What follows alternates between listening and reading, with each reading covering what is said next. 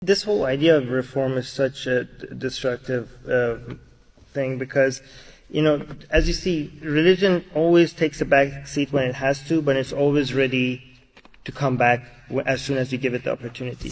This whole reform and we were always like this, it's just basically a cover so that it doesn't get completely destroyed while it's waiting in the cover. And it's a dangerous cover. It has to be exposed for what it is. No other book that tells you that you should, it doesn't tell you that you could beat your wife. It doesn't tell you that you should beat your wife when she is disobedient. It tells you that you should beat your wife if you fear disobedience. Not even if she's disobedient. Fear disobedience.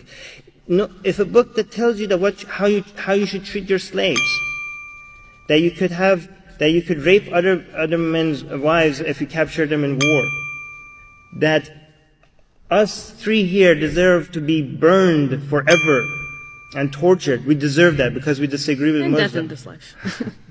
But capital punishment. Yeah, no other book that suggests these things. People say like, well, let's not throw all of that out. We could just reform it a little bit. No other book that says any of these things. People will say, throw this book in the garbage.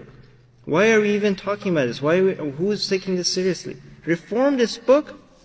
It's always going to be there. These verses are always going to be there. Every time Islam acted secular or moderate or peaceful, it was because it was forced to do so. That was not reform. It's reform only if there's something within the text that makes it. There's nothing within these texts that makes it behave like that. It's always other ideas, other competing ideas. When Muslims become secular, it's not because Islam made them secular. It's because they are taking Islam less seriously. Yeah. I think